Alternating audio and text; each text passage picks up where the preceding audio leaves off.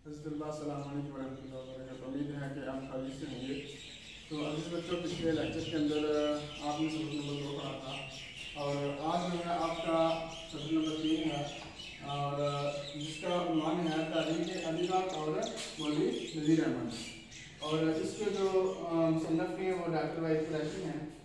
तो अजीज बच्चों, इसमें जो अहम बातें बयान की गई हैं तो वो एक तो तारीख अलीगढ़ का क़याम किस वजह से हुआ और दूसरी बात ये कि मौलवी नज़ीर अहमद जो हैं उन्होंने माशरे के इस्लाह के लिए कौन से अहम कारनामे से अंजाम दिए हैं और इनका जो है मुसलमानों की तालीम तरबियत के हवाले से जो है उन्होंने क्या जो अहम कारनामा से अंजाम दिया, तो इस के बारे में पढ़ेंगे। ठीक है।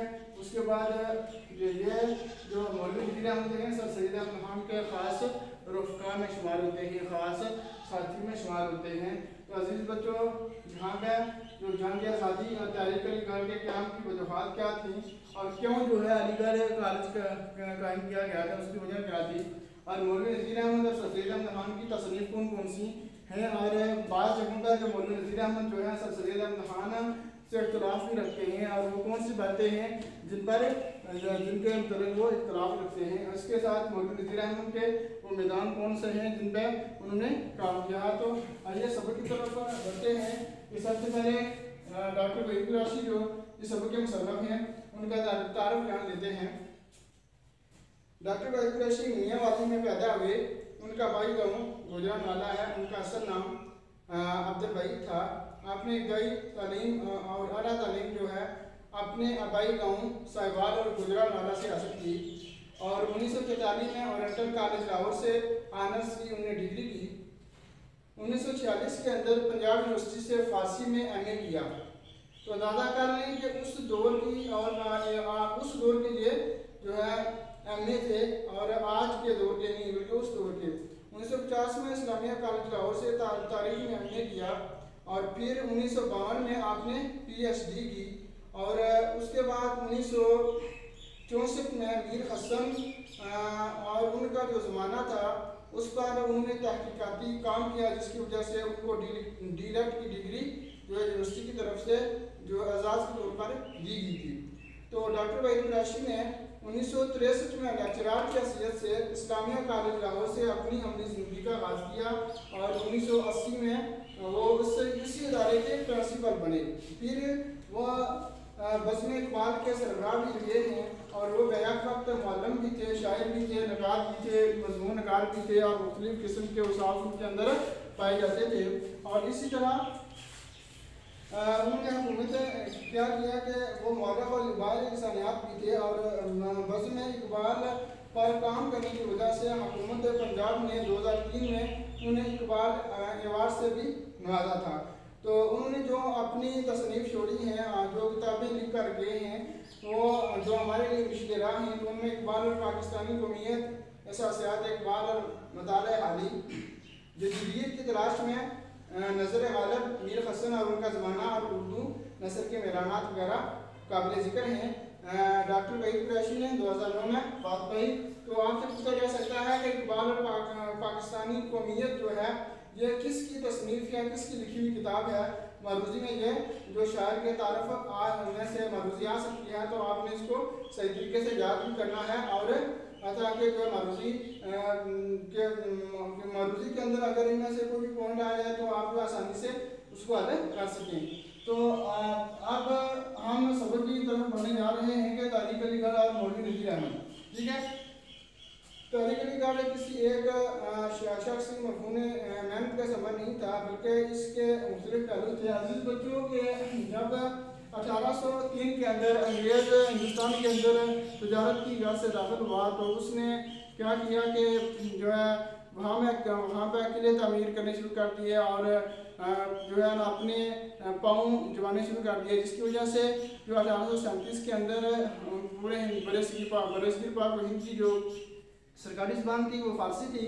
तो उन्होंने दफ्तरों से सरकार फ़ारसी ज़बान को ख़त्म कर दिया और उसकी जगह अंग्रेज़ी ज़बान को राज कर दिया और बिलखसूस वो क्योंकि अंग्रेज़ ईसाई थे और मुसलमानों से जो है मज़हब की बिना पर बहुत मुखालफत करते थे और जब अंग्रेज़ों और हिंदू दोनों ने اپنے دفاع کے لیے ان کے خلاف بغاوت کی تو 1857 کی جنگ آزادی میں انہوں نے جو ہے بے شمار ہندوؤں کو بھی اور مسلمانوں دونوں کو بھی نقصان پہنچایا، لیکن ہندو چونکہ مکار قوم تھی اور اس نے جو چال بازی سے انگریزوں کو یہ باور کروایا کہ ہم تو آپ کے ساتھ ہیں، یہ صرف انگریز ہیں جو آپ کو نقصان پہنچا رہے ہیں، یہ صرف مسلمان ہیں، یہ مسلمان ہیں جو آپ کو نقصان پہنچا رہے ہیں۔ تو یہی وجہ ہے کہ پھر مسلمان پوری محتاج ہو گیا اور ان سے تمام طرح کی جائیدادیں چھین لی گئیں، جس کی وجہ سے ان کی قیادت کرنے والا کوئی نہیں تھا، اور پھر ان کی تعلیمی اور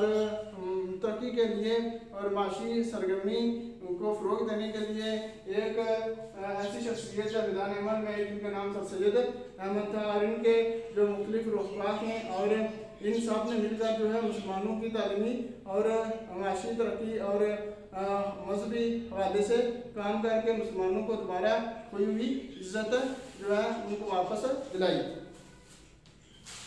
تو عزیز بچوں کہ سر سید مولوی نذیر احمد، مولانا جعفر حسین عادی، مولوی چراغ علی، محسن الملک، قاضی سراج الدین اور شبلی سر سید کے طرز فکر کے نمائندے ہیں، اور رفقائے سر سید نے کسی نہ کسی حیثیت سے مسلمانوں کے بنیادی مسائل کو ایک خاص فکری سنچے میں ڈالنے کی کوشش کی ہے۔ تحریک علی گڑھ کو عام طور پر زیادہ اہمیت نہیں دی جاتی، لیکن اس کی بجائے سر سید اور ان کے ساتھیوں کے کارناموں پر زیادہ توجہ دی گئی ہے۔ ہمارے دینی اور دنیاوی مسائل کا ایک مجتہدانہ حل بھی ان بزرگوں نے جو ہے حل کا نکالا ہے۔ مولوی نذیر احمد سر سید احمد خان کے ساتھی میں اپنے دینی علم کی وجہ سے خاص امتیاز رکھتے تھے۔ وہ ایک جوشیلے مقرر بھی تھے اور شعلہ بیان خطیب بھی تھے، اور اس کے ساتھ انہوں نے اردو ناول بھی لکھے اور تمثیلی انداز میں معاشرے کی اصلاح کا جو ہے بیڑا اٹھایا۔ انہوں نے کتابوں کا ایک خاصا بڑا ذخیرہ چھوڑا ہے، لیکن ان کی کتابوں کو سمجھنے کے لیے ضروری ہے کہ سر سید احمد خان کے افکار اور نظریات کو بھی سمجھ لیا جائے۔ انہوں نے کئی میدان چھوڑے ہیں، ادبی خدمات انجام دی ہیں، لیکن فکری اعتبار سے ان کی کاوشوں کے 3 بڑے میدان ہیں۔ تو پہلا جو ہے میدان ہے ان کا معاشرتی میدان ہے، اور دوسرا تعلیمی میدان ہے، اور تیسرا جو ہے مذہبی ایک پہلو بھی ہے۔ تو تعلیمی مثال میں سر سید کے ہمنوار نظر آتے ہیں، معاشرتی مثال میں کہیں سر سید سے اختلاف کرتے ہوئے نظر آتے ہیں مولوی نذیر احمد، لیکن دینی مسائل کی تفصیلات میں اکثر جگہوں پر انہوں نے سر سید کے عقائد سے اتفاق نہیں کیا۔ تحریک سر سید کا ایک پہلو مذہبی تھا، جو آگے چل کر علی گڑھ کالج میں خاطر خواہ نمائندگی حاصل نہ کر سکا۔ 19ویں صدی کے آخری زمانے میں جب سائنس اور مذہب کے تصادم کی وجہ سے یورپ میں یہ رجحان پیدا ہوا کہ جس سے برصغیر پاک ہند بہت متاثر ہوا، یہ رجحان پیدا ہوا کہ معجزوں کی سائنٹیفک تعبیر کی جائے اور مذہب اور سائنسی انکشافات کی مطابقت کی کوشش کی جائے، ایک سے زیادہ شادیوں اور دوسرے مسائل کو تحقیق اور غور و فکر سے دیکھا اور پرکھا جائے۔ تو اس زمن میں سر سید احمد خان کی تفسیر القرآن بھی کئی ایسے مسائل انہوں نے اپنی تفسیر میں بیان کیے جن سے مولوی نذیر احمد اتفاق نہیں کرتے تھے۔ وہ سر سید احمد خان کے طریقہ استدلال کے قائل تھے، لیکن اجتہاد کو دینی فکر کا لازماً حصہ قرار دیتے تھے، لیکن سر سید احمد خان کی انتہائی پسندانہ تعبیر اور تفسیر کو پسند نہیں کیا جا سکتا۔ وہ مذہبی امور میں اعتدال اور اقلیت پسندی پر عمل پیرا ہیں۔ سر سید مذہبی معاملات میں انقلاب کے حامی تھے، جبکہ نذیر احمد کا جو مقصد تھا صرف معاشرے کی اصلاح تھا۔ سر سید کی تفسیر اور قرآن کے بیانات کی زیادہ مخالفت ہوئی، جبکہ مولوی نذیر احمد خان جو ہیں انہوں نے جو ترجمہ قرآن کیا ہے اور وہ اپنے اس کے اندر جو زبان استعمال کی ہے اور وہ عام طبقے کی زبان استعمال کی ہے، جس سے جو عوام الناس کو ترجمہ سمجھنے میں آسانی جو ہے ہوئی ہے۔ انہوں نے اس میں محاورہ اور روزمرہ کے علاوہ جملوں کو بھی اردو قواعد کے تابع ہی رکھا، لیکن مطالب کے بیان میں انہوں نے سر سید کے مسلک کی انتہا پسندانہ روش اختیار نہیں کی۔ اگرچہ مذہبی عقائد اور سائنسی انکشافات کی مطابقت کے قابل ہیں، لیکن عقیدتی ذریعے میں مبالغے سے گریز کرتے ہیں۔ اس طرح انہوں نے احیاء دین کے لیے اعتدال کا راستہ اختیار کیا اور تعلیمی مسائل میں نذیر احمد سر سید احمد خان کے خیال سے متفق ہیں، لیکن عورتوں کی تعلیم کی طرف نذیر احمد خصوصی توجہ دیتے تھے۔ ان کی کتابیں ایک خاص عرصے تک مسلمانوں، عورتوں اور مردوں کی تعلیمی ضروریات پوری کرتی ہیں۔ سر سید کے تعلیمی نظریات کے ایک عملی صورت علی گڑھ کالج ہے اور دوسری عملی صورت نذیر احمد کی درسی کتابیں ہو سکتی ہیں۔ نذیر احمد نے تحریک سر سید کے دینی، سماجی اور تعلیمی مسائل کا ایک ایسا نقشہ کھینچا ہے جو اس تحریک کے کئی دوسرے گوشے واضح کرتا ہے۔ مولوی چراغ علی سر سید کی تحریکوں کے ساتھ ساتھ تحریک کی علمی اور فکری پہلو کو سمجھنے کے لیے مولوی نذیر احمد کی کتابوں کا مطالعہ ضروری ہے۔ تو عزیز بچوں، اس سبق میں یہ بتایا گیا ہے کہ جو تحریک علی گڑھ کالج جو ہے مسلمانوں کی تعلیم و ترقی کے لیے سر سید احمد خان نے جو قائم کیا تھا، لیکن مولوی نذیر احمد انہوں نے تفسیر قرآن کی لکھی تھی، جبکہ دوسری طرف جو ہے مولوی نذیر احمد نے ترجمہ قرآن لکھا تھا۔ لیکن ترجمہ قرآن لکھتے وقت انہوں نے جو ہے اردو قواعد زبان اور روزمرہ جو محاورات تھے ان کو صحیح استعمال کیا، اور جس کی وجہ سے ان کا ترجمہ قرآن بڑا مقبول ہوا۔ اور دوسری طرف جو ہے وہ بعض معاملات میں وہ سر سید سے اختلاف بھی کرتے تھے، لیکن تعلیمی معاملات میں اور تعلیمی معاملات میں وہ ان کے حامی نظر آتے ہیں۔ تو یہ چند خاص باتیں تھیں جو اس سبق کے اندر بیان کی گئی ہیں۔ آج اس سبق کا خلاصہ تیار کریں گے اور اگلے لیکچر تک کے لیے اللہ حافظ۔ اللہ آپ کا حامی ناصر ہو، فی امان اللہ۔